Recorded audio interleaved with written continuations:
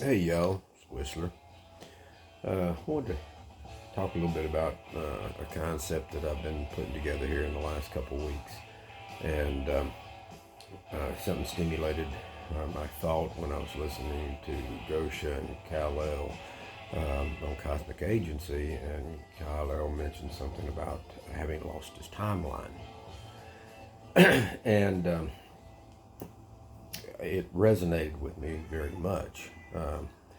And particularly with kind of what I've done in my own personal life, having gone down, a very long way in my career as an executive, and at 50 years of age, jumping back in time, so to speak, to the place that I was originally intending to go back in the 70s when ending up here in Olympia, Washington.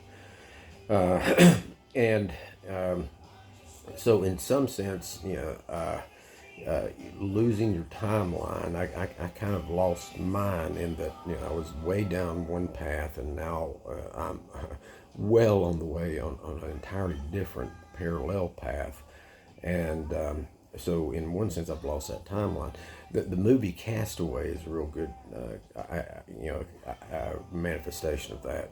Tom Hanks was, an airline pilot for Federal Express, and plane crashes and ends up, on an island, for an extended period of time, and he's given up for lost and dead, and his wife and his life, proceeds on. She ends up, meeting someone and falling in love and going up on another whole different path, and then he comes back basically from the dead, and there's this very poignant moment where they're both at crossroads, kind of what do we do with these parallel, although divergent timelines, and the story of how it happened. But as a star seed, it becomes very critically important because as a star seed, we all have a place of origin, a soul manifestation from whence we all emanate, so to speak, and we each have our home. And none of us are from here. We all have shown up for various manifestations and purposes, and playing our role to fulfill the mission of restoring peace to the earth. And when this is done, the star seeds will return back to where they hail from, and pick up where they left off. However, you've got to take out the concept of time because it just really confuses the whole issue.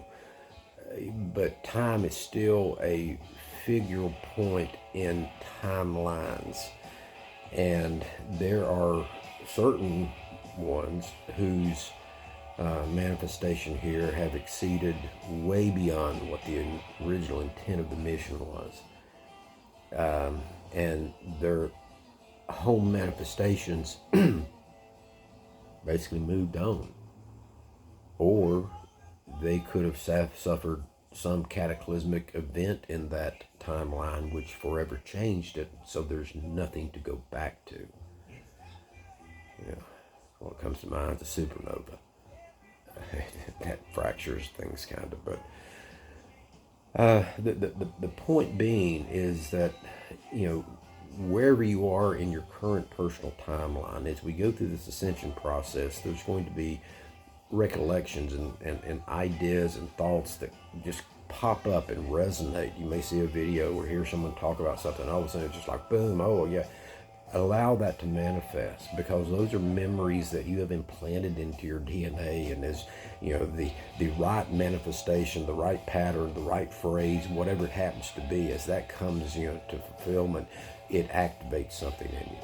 And I just watched Steve from WSO talk about that this is a critically important time for us all to speak our truths. There is a huge push to try to squelch what is happening, that we all are experiencing this ascension process.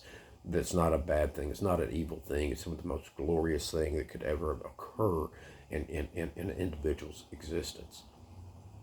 So embrace your timeline. Allow your past memories to come. It's time, folks. It's time for us to be children no more. It's childhood's end. This is the growing up time. So Y'all take good care, and I'll catch you soon. And as always, seek peace as your highest good, folks. That's the residence we want. Peace, always and in all ways.